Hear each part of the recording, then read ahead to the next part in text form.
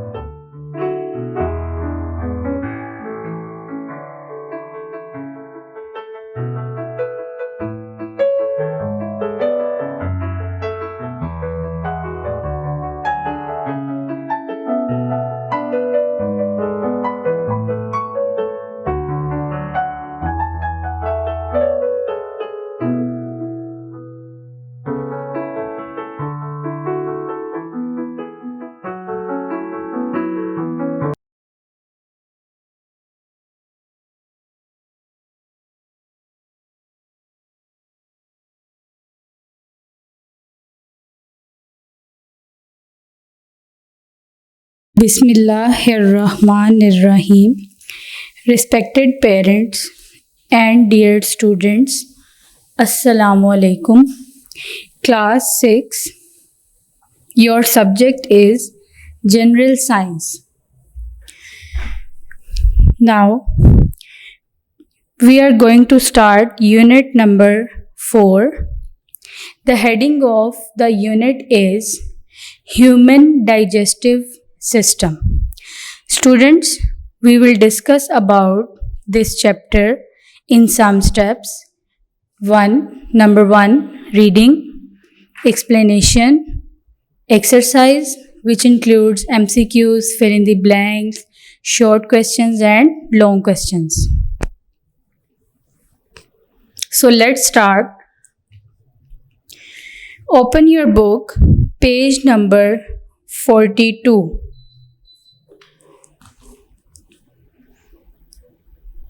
Have you opened your books? Okay, let's start. Students, हमारा topic है, unit का जो नेम है वो है human digestive system. Digestive system कहते हैं निज़ामे इंहिज़ाम। अगर मैं इसे सिंपल वर्ड्स में आपको बताऊं तो इसका मतलब है हज़म करने का निज़ाम। ह्यूमन इंसान, यानी कि इंसानों का हज़म करने का जो निज़ाम है उसे हम कहते हैं human digestive system. So students, यहाँ पर हमें आप देखें कुछ क्वेश्चन दिए गए हैं स्टार्टिंग में ही, पहले वो देखते हैं। पहले तो हमें एक इन्फॉर्मेटिव जो है ना वो यहाँ पे डिस्कशन की हुई है उन्होंने कि एवरी एक्टिविटी और function of our body to keep us alive needs energy, यानी हमारी बॉडी को कोई भी काम करने के लिए एनर्जी चाहिए होती है। इसकी सिंपल सी एग्जांपल मैं आपको देती हूँ। देखें, हमारे पास एक गाड़ी है, उसको चलाने के लिए हमें क्या चाहिए? पेट्रोल। ठीक है, जब हमारे पास वो गाड़ी खड़ी हुई है, वो काम नहीं कर रही, लेकिन उसे चलने के लिए एनर्जी चाहिए ना, तो उसकी एनर्जी क्या है? पेट्रोल है। जब आप उसमें डालेंगे तो आप इजीली एक से दूसरी जगह पे मूव कर सकते हैं गाड़ी में। इसी तरह ह्यूमन है, हम इंसान हैं, हमें भी एक्टिविटी करने के लिए या अपना कोई भी काम परफॉर्म करने के लिए एनर्जी चाहिए, क्योंकि हमारी बॉडी भी एक मशीन की तरह काम करती है। जैसे मशीन कुछ होती हैं उनमें फ्यूल डलता है तो वो वर्क करना शुरू करती हैं। इसी तरह जो हमारी बॉडी होती है उसे भी अपने टास्क को परफॉर्म करने के लिए, फंक्शंस परफॉर्म करने के लिए कोई भी, तो उसे एनर्जी चाहिए होती है। और हमें एनर्जी कैसे मिलती है? फूड से। तो जब हम खाना खाते हैं तो वो हमारी बॉडी में किस तरह हमारी बॉडी के हर सेल तक पहुंचता है, कैसे हमें एनर्जी मिलती है, हमने इस चैप्टर में पढ़ना है। और जो प्रोसेस और जो ऑर्गन्स और जो सिस्टम हमारी बॉडी में ये काम करता है कि वो हमारी बॉडी को एनर्जी प्रोवाइड करे, वो है ह्यूमन डाइजेस्टिव सिस्टम। ठीक है, कि जो हम खाना खा रहे हैं वो कैसे हज़म हो रहा है, और उसके बाद हमारी बॉडी के सेल्स तक कैसे जा रहा है, इसमें कौन कौन से ऑर्गन्स इन्वॉल्व हैं। तो इस लिहाज से देखा जाए तो ह्यूमन डाइजेस्टिव सिस्टम जो है इसमें अपना रोल प्ले करते हैं। स्टूडेंट्स देखिए, why do we eat food, जैसा कि मैंने भी आपको बताया कि हम खाना क्यों खाते हैं, ताकि हमारी बॉडी को एनर्जी मिल सके, और जब हमें एनर्जी मिलेगी, हम एनर्जेटिक होंगे, तो हम अपने डेली रूटीन में जो हमारे टास्क हैं, जो हमारे काम हैं, हम उन्हें बेहतर तरीके से परफॉर्म कर सकते हैं, राइट। तो स्टूडेंट्स वो कह रहे हैं, in what form and where the food we eat is processed and utilised. तो स्टूडेंट्स वो किस फॉर्म में एनर्जी हमें मिलती है, और जो हम चीज़ खा रहे हैं उसमें कौन से प्रोसेसेस इन्वॉल्व हैं, और कैसे हमारी बॉडी उसे यूटिलाइज करती है, ये तो हम रीडिंग के दौरान पढ़ेंगे, देन मैं आपको इसका आंसर बताऊंगी। स्टूडेंट्स इसके बाद देखिए कि are the meat, potato, fruit, etc. used in our body as such, like the use of spare parts in a machine.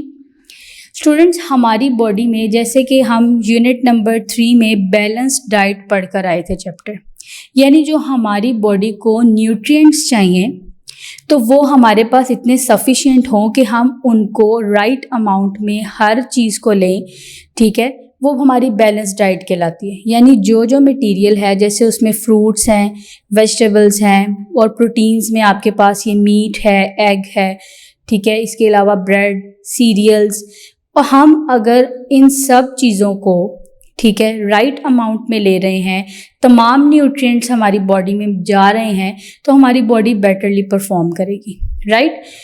तो इसी तरह जैसे आपके पास एक पौधा है, आपने उसे उगाना है, ठीक है, तो आपको उसके लिए क्या नेसेसरी रिक्वायरमेंट्स क्या हैं उनकी, जैसे वाटर, सनलाइट, जो है फर्टाइल सॉइल, इसके अलावा ये है कि आपको टेम्परेचर चाहिए, लाइट।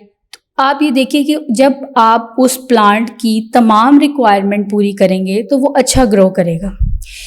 सेम हमारी बॉडी भी इसी तरह काम करती है कि जब आप बॉडी की तमाम रिक्वायरमेंट्स, उसके न्यूट्रिएंट्स पूरे कर रहे हैं, तो आपकी बॉडी जो है वो उसको एनर्जी मिल जाती है, वो बेटर परफॉर्म करती है, राइट। तो अब हम लोग इसके पढ़ेंगे स्टूडेंट्स लर्निंग आउटकम्स, यानी कि after studying this chapter students will be able to, first is state the importance of digestion in the human body and describe physical and chemical digestion. Students इसमें हम डाइजेशन की importance पढ़ेंगे कि human body में digestion किस तरह होती है, ठीक है, और इसमें फिजिकल और केमिकल डाइजेशन हम पढ़ेंगे। Then sequence the main regions of alimentary canal, its associated organs and describe the functions of different parts of the alimentary canal. Briefly describe the role of enzymes in digestion. Conclude the blood transports the products of digestion to other parts of the body and the undigested products get defecated. Briefly describe some major digestive disorder, right? तो students ये इसमें learning outcomes हैं जो हम इस chapter में study करेंगे, और उसके बाद आप इस काबिल हो जाएंगे कि आप इसके बारे में बात कर सकें या डिस्कस कर सकें। So student, first of all recall what you have learned in your previous classes. Student इसमें जो हमारे पास फर्स्ट पॉइंट है वो ये है कि आपके डाइजेस्टिव सिस्टम में ऑर्गन्स कौन कौन से इन्वॉल्व हैं, राइट, और उसके अलावा आपको एनर्जी जो चीज़ दे रही है उसमें आपने कौन कौन सी चीज़ें लेनी है, यानी आपके न्यूट्रिएंट्स, ठीक है, एनर्जी फैक्टर्स जिसकी वजह से आपकी बॉडी को एनर्जी मिलेगी, जिसमें food containing carbohydrates, fats, proteins, vitamins and minerals. तो स्टूडेंट्स जो अब हम टॉपिक स्टार्ट कर रहे हैं वो है डाइजेशन। क्या टॉपिक है? डाइजेशन।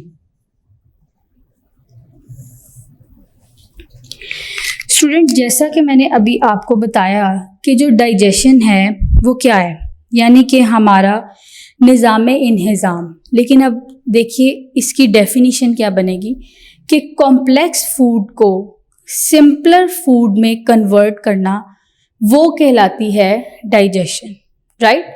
यानी बड़े बड़े फूड पार्टिकल्स को आप सिंपल जो है ना पार्टिकल्स में कन्वर्ट कर देना, यानी लार्ज और कॉम्प्लेक्स मॉलिक्यूल्स को आपने कन्वर्ट कर देना है सिंपलर फॉर्म में, उसे हम कहते हैं डाइजेशन।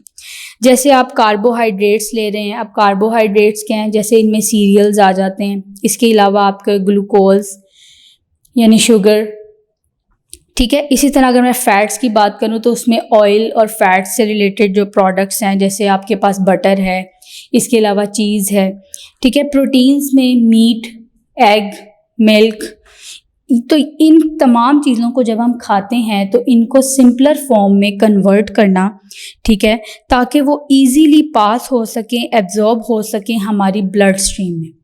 तो स्टूडेंट, अब हम इसमें यही स्टेप बाय स्टेप पढ़ेंगे कि किस तरह हमारी बॉडी में कौन कौन से ऑर्गन्स इन्वॉल्व हैं डाइजेस्टिव सिस्टम में, और किस तरह हमारी बॉडी उनको एब्जॉर्ब कराती है और हमारी बॉडी के हर सेल तक जो है फूड पहुंच जाती है। तो स्टूडेंट्स, इसका ओवरव्यू मैं आपको बताती हूँ कि जब हम खाना खाते हैं तो हम किससे स्टार्ट कर रहे हैं, माउथ से, मुंह में डालते हैं तो माउथ से, ठीक है। तो इसमें ये होता है कि जब आप खाना खा रहे हैं तो उस दौरान में आप जो चीज़ खा रहे हैं उसको आप अच्छे तरीके से ग्राइंड करेंगे, च्यू करेंगे, और ग्राइंडिंग और च्यूइंग में कौन से आपके पार्ट्स काम कर रहे हैं बॉडी के, तो ये हम लोग आगे जाके रीडिंग के दौरान पढ़ेंगे।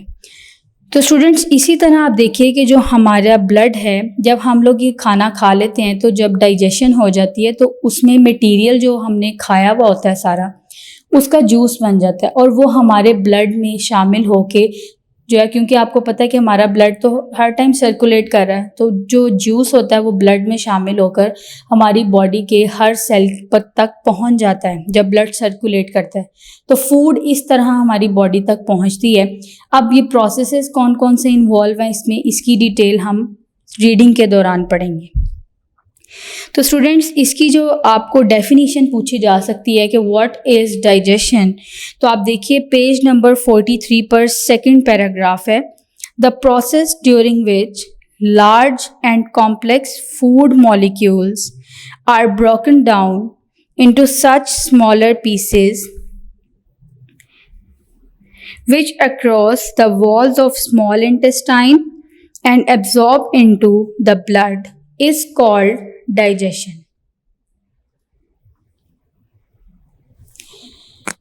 तो स्टूडेंट्स, ये डाइजेशन की डेफिनेशन है, राइट। अब स्टूडेंट्स, जैसा कि अभी हमने पढ़ा कि जो डाइजेशन है वो दो तरह की होती है। डाइजेशन कितनी तरह की होती है? दो तरह की। एक है फिजिकल डाइजेशन और दूसरी है केमिकल डाइजेशन,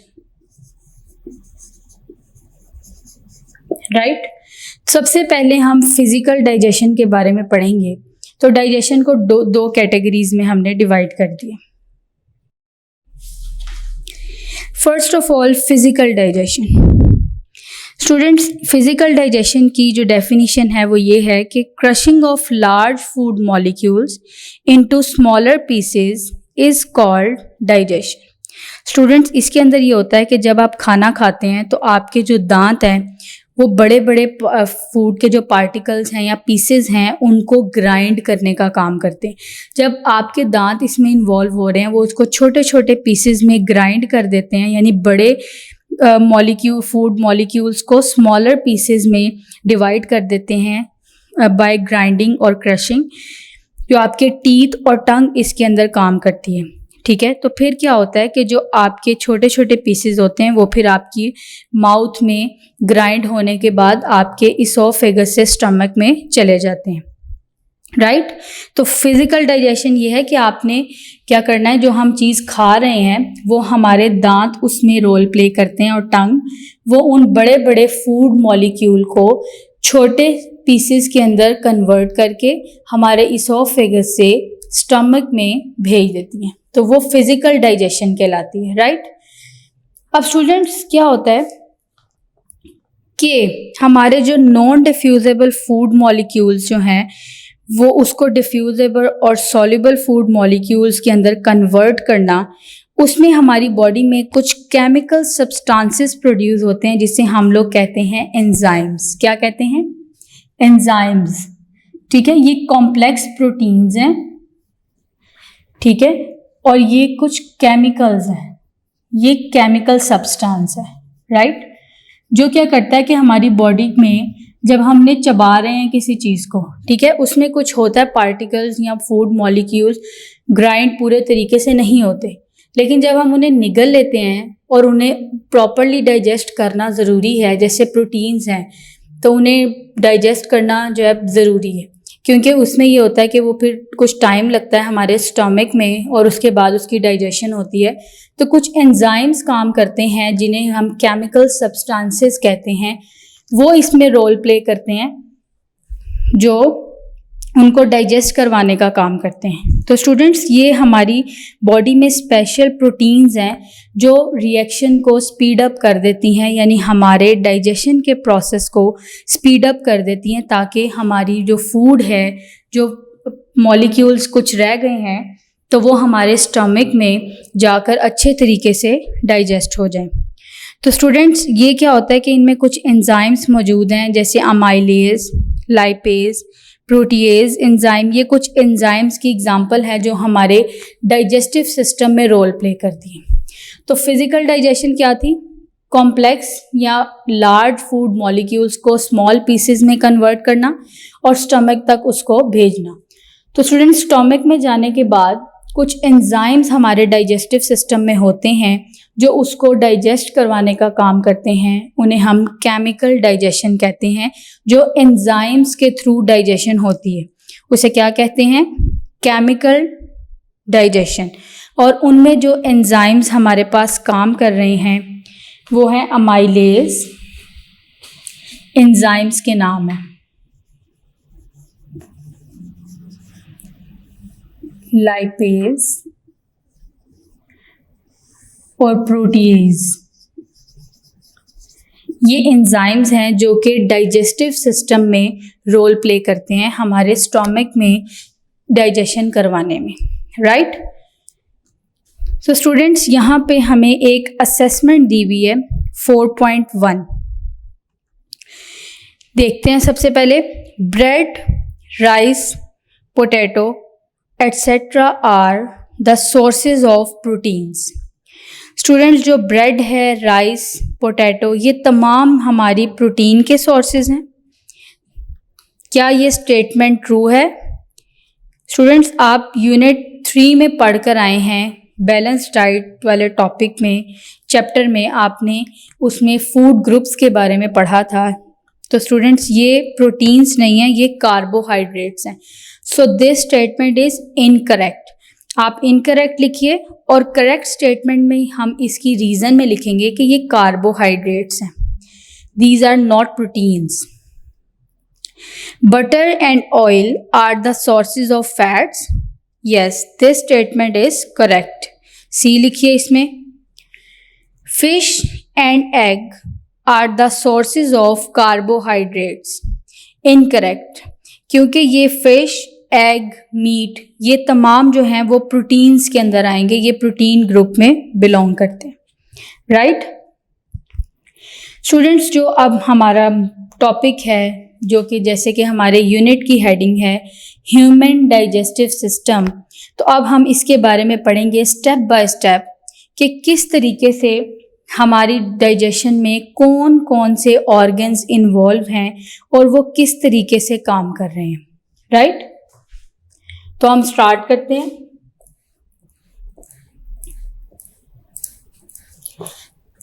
तमाम बच्चे जो हैं वो बुक में भी डायग्राम से देखिए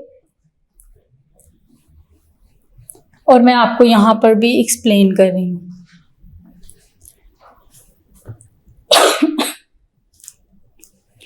टॉपिक है हमारा ह्यूमन डाइजेस्टिव सिस्टम। स्टूडेंट इसके अंदर एक लॉन्ग ट्यूब होती है जिसे हम एलिमेंट्री कैनाल कहते हैं, और इसमें कुछ ग्लैंड्स काम कर रहे हैं जिसे हम डाइजेस्टिव ग्लैंड्स कहते हैं, राइट। तो first of all alimentary canal क्या है?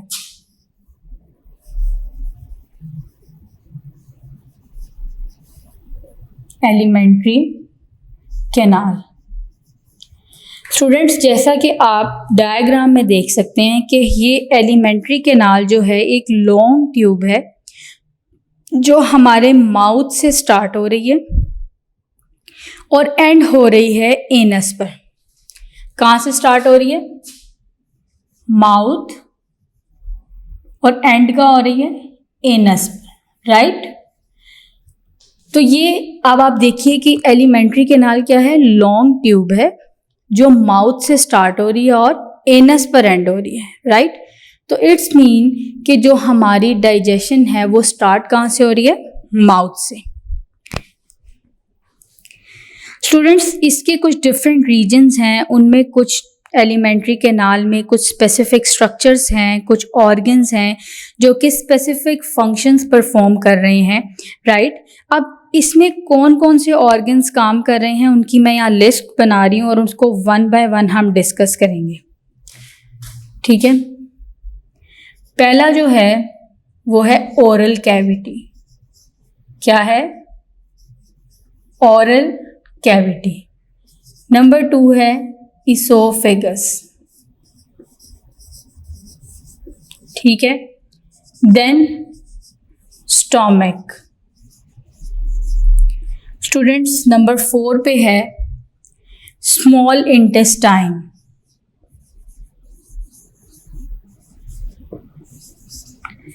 और नंबर 5 पे हमारे पास आ जाएगा लार्ज इंटेस्टाइन। स्मॉल इंटेस्टाइन और लार्ज इंटेस्टाइन। तो सबसे पहले हम जो डिस्कस करेंगे वो है ओरल कैविटी, राइट। तो स्टूडेंट्स, ओरल कैविटी में अब हमारे पास क्या क्या चीज़ें हैं?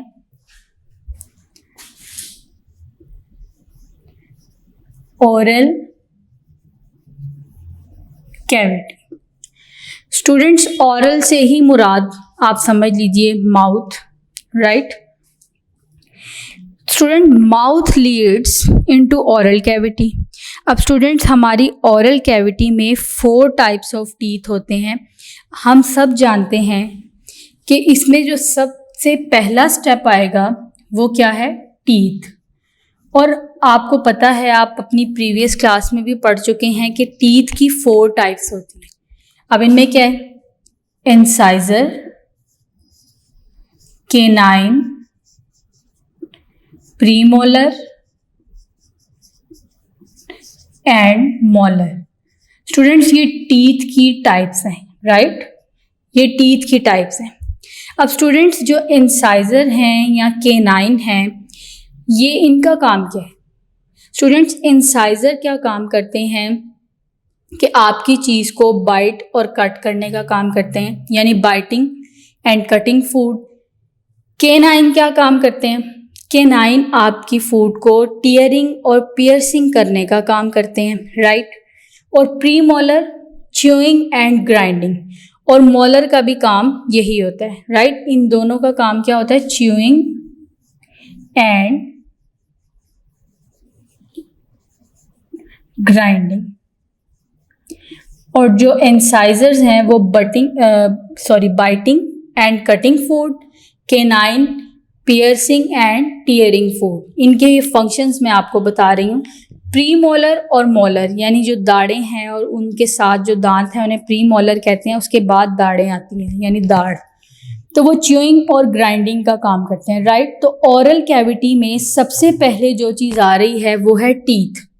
तो जब हम खाना खा रहे हैं तो सबसे पहले है जब हम मुंह में डालते हैं एक निवाला, तो आप देखिए कि उसमें जो हमारे दांत हैं वो क्या काम कर रहे हैं? वो इसको बाइट भी कर रहे हैं, कटिंग भी कर रहे हैं, और बड़े मॉलिक्यूल को छोटे छोटे मॉलिक्यूल में कन्वर्ट कर रहे हैं by grinding and cutting, right. उसके बाद आप अच्छे तरीके से उसको च्यू करते हैं, और इस दौरान में हमारे पास जो टंग है उसका रोल क्या है।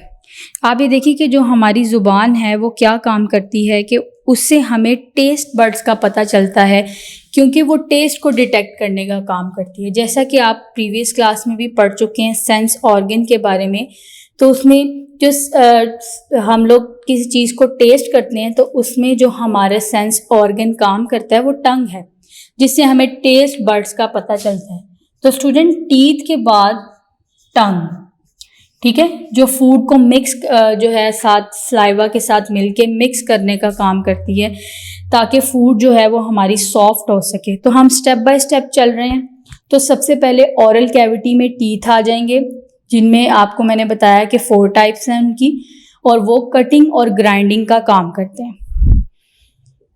और स्टूडेंट्स, जो टंग है वो टेस्ट बड्स होते हैं हमारी टंग में, यानी लम्प्स होते हैं छोटे छोटे, उनमें टेस्ट बड्स होते हैं, जो कि हम जो भी चीज़ खा रहे हैं टेस्ट को डिटेक्ट करने के लिए टंग जो है वो हमें बताती है। जैसे आप कोई चीज़ खा रहे हैं जिसमें सॉर, सॉल्टी, स्वीट, बिटर, ये टेस्ट हम मतलब जो चीज़ खाते हैं उसमें टंग डिटेक्ट करती है। जैसे हम कहते हैं बहुत मिर्चें हैं इसमें किसी चीज़ में, ये नमकीन है, या कोई चीज़ बहुत मीठी है, तो हमें ये कैसे पता चलता है? ये हमें टंग से पता चलता है, यानी कि ज़ुबान से। ये टेस्ट को डिटेक्ट करने का काम करती है, राइट। स्टूडेंट्स, इसके बाद हमारे पास 3 पेयर ऑफ स्लिवरी ग्लैंड्स मौजूद हैं हमारी ओरल कैविटी के अंदर, जो कि सलाइवा को सिक्रीट करते हैं, राइट। टंग के बाद जो हमारे पास आएगा वो स्लिवरी ग्लैंड्स हैं। ग्लैंड्स गुदूदों को कहते हैं, जो कि कुछ सिक्रीशंस करती हैं। तो डिफरेंट ग्लैंड्स डिफरेंट सिक्रीशंस करते हैं। जैसे स्लिवरी ग्लैंड्स किस चीज़ को सिक्रीट करती हैं? सलाइवा।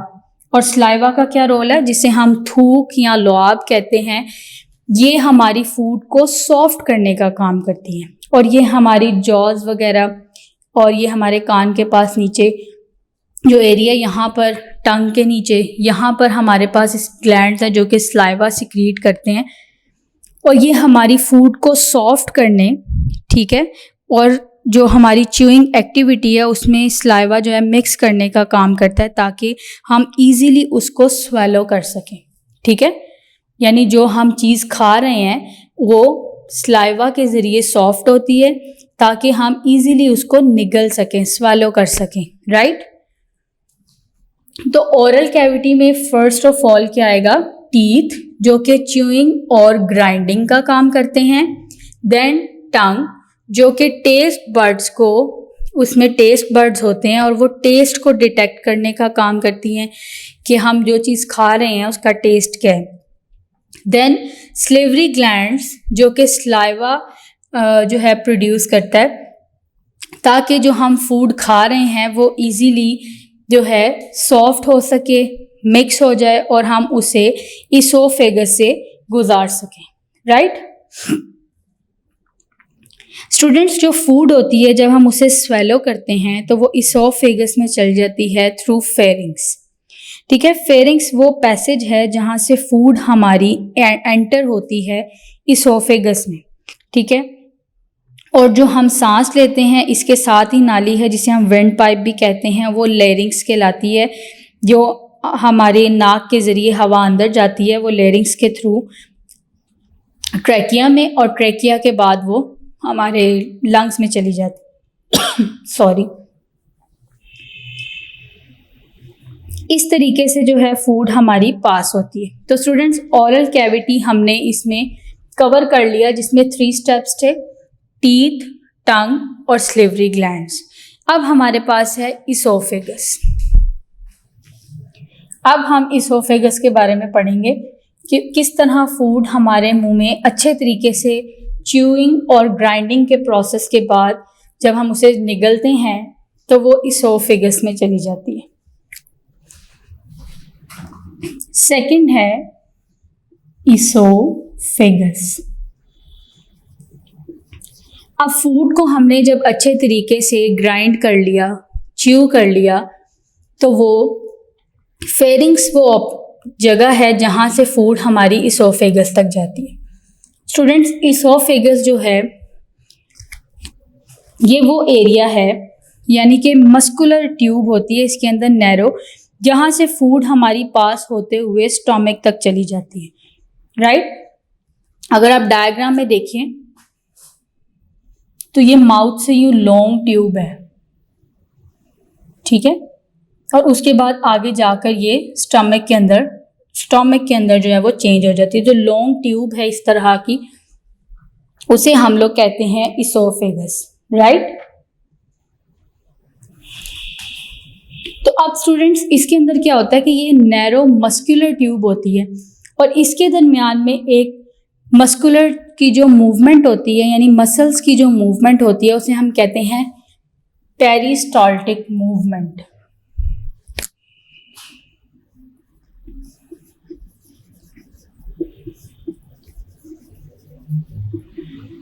पेरिस्टाल्टिक मूवमेंट स्टूडेंट्स ये मसल्स की मूवमेंट है जब फूड हमारी आहिस्ता आहिस्ता, ये लॉन्ग ट्यूब है, इसके अंदर मसल्स की वजह से, कॉन्ट्रैक्शन की वजह से जो है फूड आहिस्ता आहिस्ता हमारे पास नीचे स्टमक में आती है, राइट। इस प्रोसेस को हम पेरिस्टालसिस प्रोसेस कहते हैं जो कि मसल्स की मूवमेंट कहलाती है। जैसे स्टूडेंट्स आपके पास टॉवल है, ठीक है, आप उसको रिंग कर रहे हैं, रिंग का मतलब है निचोड़ना और इसमें स्पेलिंग आएंगे WRING। आप टॉवल को ऊपर से नीचे तक जब उसको निचोड़ रहे हैं, उसमें से पानी निकाल रहे हैं, तो जिस तरह आप उसको ऊपर से नीचे तक निचोड़ते हैं तो वो कहलाती है पेरिस्टाल्टिक मूवमेंट। इसी तरह फूड हमारी जब माउथ से इसोफेगस में आती है तो इसी तरह आहिस्ता आहिस्ता मूव करते हुए वो स्टमक में चली जाती है।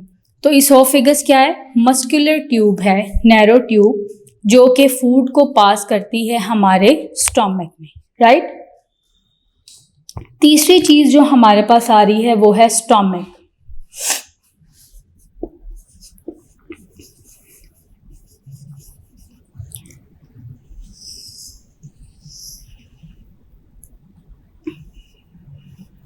कुछ इस तरह का स्ट्रक्चर होता है इसका।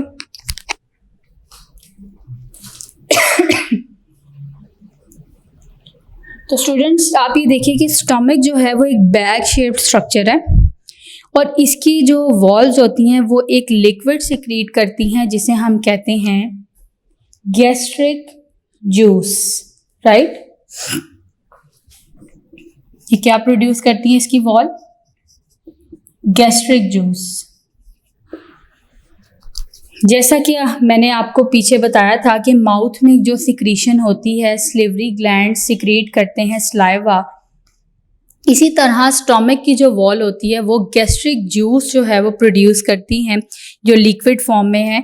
और जो गैस्ट्रिक जूस है उसमें हाइड्रोक्लोरिक एसिड, एंजाइम और वाटर मौजूद होता है, क्योंकि हाइड्रोक्लोरिक एसिड का काम ये होता है कि अगर हमारी फूड में कोई जर्म्स चले गए हैं तो उनको किल करने का काम करें, राइट। और जो डाइजेस्टिव जूस है यानी कि जो डाइजेस्टिव ग्लैंड है उनमें कई काम कर रहे होते हैं, लेकिन स्टमक की जो वॉल्स में प्रोड्यूस होता है वो गैस्ट्रिक जूस है जो कि हमारी फूड को हज़म कराने का काम करता है, यानी डाइजेस्ट करवाने का काम करता है। और ये हमें जो है 2 to 4 आवर्स लगते हैं हमारी फूड को प्रॉपरली डाइजेस्ट होने में। और इसमें जो केमिकल काम कर रहा है यानी HCl, हाइड्रोक्लोरिक एसिड, कुछ एंजाइम्स और वाटर, स्टूडेंट्स ये हमारे स्टमक में होते हैं जो कि फूड को डाइजेस्ट करवाने का काम करते हैं। हाइड्रोक्लोरिक एसिड यानी कि HCl ये हमारी फूड से जो जर्म्स होते हैं उनको किल करने का काम करती हैं, राइट। नेक्स्ट है हमारे पास स्मॉल इंटेस्टाइन।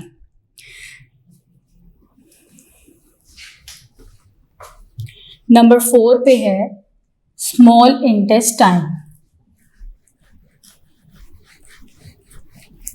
जिसे हम छोटी आंत कहते हैं। इंटेस्टिन भी कहते हैं इसे, इंटेस्टाइन भी कहते हैं, राइट। तो स्टूडेंट्स ये एक क्वाइल्ड मस्कुलर ट्यूब है। 4 पे है स्मॉल इंटेस्टाइन। स्टूडेंट, इसका कुछ स्ट्रक्चर जो होता है वो इस तरह का होता है, जैसा मैं यहाँ पे ड्रॉ कर रही हूँ।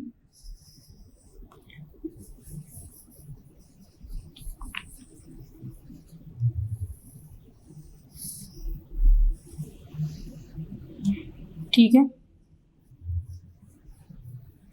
ये क्वाइल्ड शेप स्ट्रक्चर होता है जिसे हम स्मॉल इंटेस्टाइन कहते हैं। और इसका रोल क्या है? तो स्टूडेंट्स आप याद रखिएगा कि जो फाइनल डाइजेशन होती है वो हमारी स्मॉल इंटेस्टाइन में होती है, राइट। यानी ओरल कैविटी में टीथ जो हैं वो च्यूइंग और ग्राइंडिंग का काम करते हैं।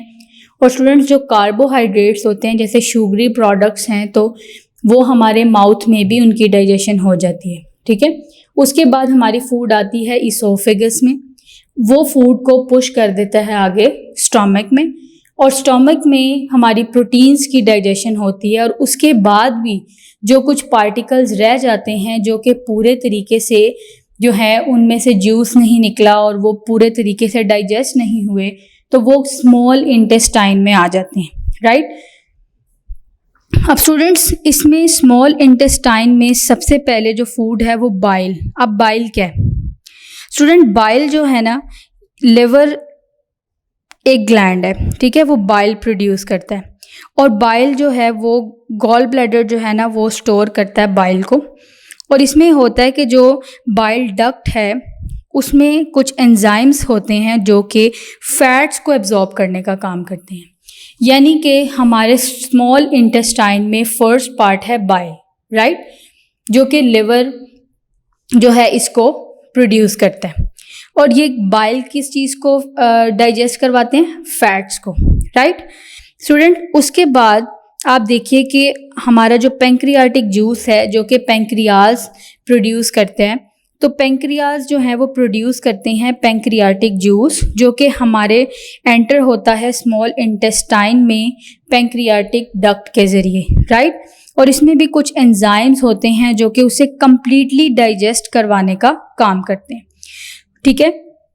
यानी सबसे पहले बाइल इसके अंदर जो कि लिवर प्रोड्यूस करता है, ठीक है। उसके बाद हमारे पास पेंक्रियाज जो हैं वो यूज करवाती हैं इसको प्रोड्यूस पेंक्रियाटिक जूस,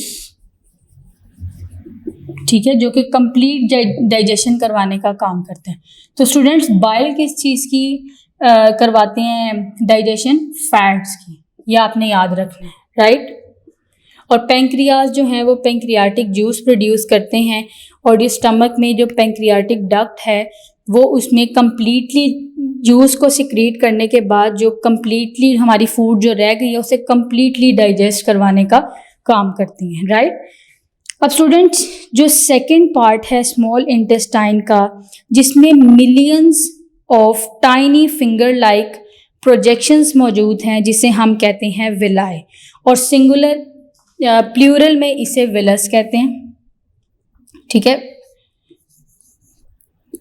विलाई, ठीक है। इसका सिंगुलर क्या है? विलस, ठीक है। विलाई क्या है? फिंगर लाइक प्रोजेक्शंस हैं, इस तरह की प्रोजेक्शंस, राइट। तो ये क्या काम करती हैं? जो हमारी फाइनल डाइजेशन हो जाती है जो कि पेंक्रियाज करवाते हैं प्रॉपरली, इसमें कुछ एंजाइम्स काम करते हैं जो फूड को कंप्लीटली जो है वो डाइजेस्ट करवा देते हैं। और उसके बाद ये होता है कि जो स्मॉल इंटेस्टाइन में फिंगर लाइक प्रोजेक्शंस होती हैं जिसे हम विलाई कहते हैं, इनमें टाइनी ब्लड वेसल्स होती हैं। अब जब वो सारा जूस बन जाता है जो हम फूड खा रहे हैं और पूरी डाइजेशन के इन तमाम प्रोसेसेस से गुजर कर वो स्मॉल इंटेस्टाइन में आती है, तो फाइनली डाइजेस्ट होने के बाद क्या होता है कि जो फिंगर लाइक प्रोजेक्शंस हैं इनमें कुछ ब्लड वेसल्स होती हैं। क्या होता है इसमें कि जो फूड है वो इसकी वॉल्स में एब्जॉर्ब हो जाती हैं और उसके बाद ये हमारी ब्लड स्ट्रीम में पास कर देता है उसको। और जो अनडाइजेस्टेड फूड पार्टिकल्स होते हैं वो लार्ज इंटेस्टाइन में चले जाते हैं। कहाँ चले जाते हैं? लार्ज इंटेस्टाइन में। Is it clear? अब स्टूडेंट्स, फाइनल डाइजेशन हो गई हमारी स्मॉल इंटेस्टाइन में और जो फूड है वो हमारी ब्लड स्ट्रीम के थ्रू हमारी बॉडी के हर सेल तक पहुंच गई। तो स्टूडेंट्स, जैसे हमने इंट्रोडक्शन में पढ़ा था कि हमारी फूड जो है वो कैसे पहुंचती है, तो अब आपने रीडिंग के दौरान पढ़ लिया कि इन स्टेप्स से गुजरने के बाद हमारी फूड विलाय में जो ब्लड वेसल्स हैं वो उसको एब्जॉर्ब करके ब्लड स्ट्रीम में भेज देती हैं, और जब हमारा ब्लड सर्कुलेट करता है तो सर्कुलेट करने के बाद वो हमारी बॉडी के हर सेल तक फूड को पहुंचा देते हैं और हमारी बॉडी को एनर्जी मिल जाती है, राइट। अब स्टूडेंट्स, जो अनडाइजेस्टेड फूड पार्टिकल्स हैं वो हमारे लार्ज इंटेस्टाइन में चले जाते हैं। तो स्टूडेंट्स, इसमें वाटर, मिनरल्स, सॉल्ट ये होते हैं हम जो एब्जॉर्ब करते हैं हमारे ब्लड के ज़रिए, स्मॉल लार्ज इंटेस्टाइन में चले जाते हैं। और बेसिकली आप ये समझ लीजिए कि जो हमारे डाइजेस्टिव सिस्टम में डाइजेशन के दौरान जो वेस्ट मटेरियल है जिसे हम अनडाइजेस्टेड पार्टिकल्स कह सकते हैं, फूड पार्टिकल्स, वो हमारे लार्ज इंटेस्टाइन में चले जाते हैं, राइट। अब लार्ज इंटेस्टाइन में जो हमारा वेस्ट मटेरियल होता है वो रेक्टम में जमा होता है, ठीक है। रेक्टम में जमा होने के बाद ये जो मैंने स्ट्रक्चर ड्रॉ किया है इसमें देखिए ये स्मॉल इंटेस्टाइन है, ये अंदर क्वाइल शेप,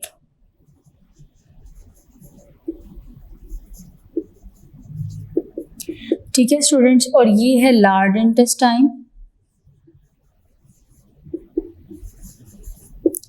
रेक्टम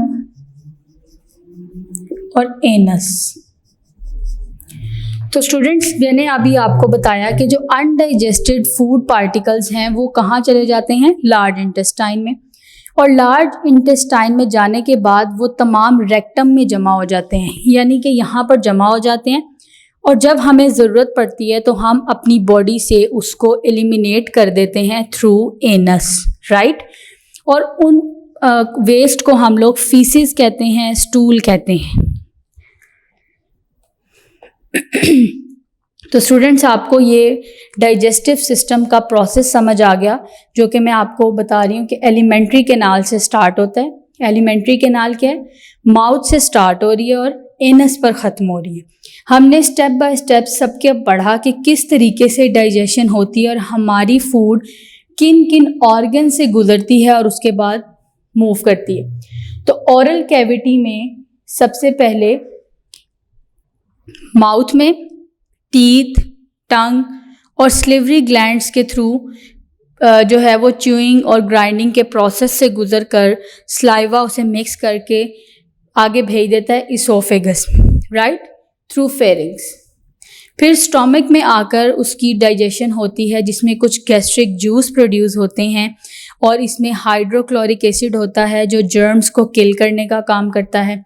फिर स्टूडेंट, स्टोमक में डाइजेशन के बाद जो कोई फूड पार्टिकल्स रह जाते हैं तो वो फाइनल डाइजेशन उनकी होती है स्मॉल इंटेस्टाइन में, राइट। स्मॉल इंटेस्टाइन में हमारे पास बाइल और पेंक्रियाज काम करते हैं, जो कि लिवर का पार्ट है बाइल। लिवर प्रोड्यूस करता है बाइल को और गॉल ब्लैडर स्टोर करता है इसे, ठीक है। तो स्टूडेंट्स, क्या होता है कि उनमें फैट्स जो डाइजेस्ट करवाने का काम करता है वो बाइल करता है, जैसा कि मैंने अभी आपको बताया, और पेंक्रियाज यानी पेंक्रियाटिक जूस और उसमें कुछ एंजाइम्स होते हैं जो फूड को कम्प्लीटली डाइजेस्ट कर देते हैं। और स्मॉल इंटेस्टाइन में फिंगर लाइक प्रोजेक्शंस होती हैं जिसे हम विलाय कहते हैं। इनमें ब्लड वेसल्स होती हैं जो फूड को ब्लड स्ट्रीम में भेज देती हैं, यानी उसमें एब्जॉर्ब करवाने के बाद ब्लड स्ट्रीम में, और ब्लड जब हमारी बॉडी में सर्कुलेट करता है तो हमारी बॉडी के हर सेल तक फूड पहुंच जाती है, राइट। और फिर लार्ज इंटेस्टाइन यानी जो अनडाइजेस्टेड फूड पार्टिकल्स हैं वो तमाम कहाँ पे आ जाते हैं, लार्ज इंटेस्टाइन में। इसके अलावा वाटर भी, मिनरल्स भी जो हमारे ब्लड से इसमें आ जाते हैं, राइट। और उसके बाद क्या होता है कि जब वेस्ट मटेरियल सारा, जिसे हम फीसिस कहते हैं, वो रेक्टम में जमा हो जाता है, और उसके बाद जब हमें हमारी बॉडी को ज़रूरत पड़ती है तो हम अपनी बॉडी से उसको एलिमिनेट कर देते हैं थ्रू एनस, राइट। उसको हम फीसिस या स्टूल भी कह सकते हैं। तो स्टूडेंट्स, आपको पता है कि जो एंजाइम्स हैं वो स्पेशल टाइप ऑफ प्रोटीन्स हैं जो हमारी बॉडी में रिएक्शन को स्पीड अप करने का काम करते हैं। तो इसी तरह जो केमिकल डाइजेशन और फिज़िकल डाइजेशन है, अब आपको प्रॉपरली इसके बारे में समझ आ चुका है कि किस तरीके से उसकी डाइजेशन होती है, राइट। तो स्टूडेंट्स, आपने ये एलिमेंट्री कैनाल जहाँ से स्टार्ट हो रहा है और इसमें जितने ऑर्गन्स इन्वॉल्व हैं लार्ज इंटेस्टाइन तक, आपने अच्छे तरीके से इसको लर्न करना है, ठीक है। इसके हर एक एक टॉपिक को अच्छे तरीके से पढ़ना है और इसे याद करना है। We will meet in the next lecture. अल्लाह हाफिज़।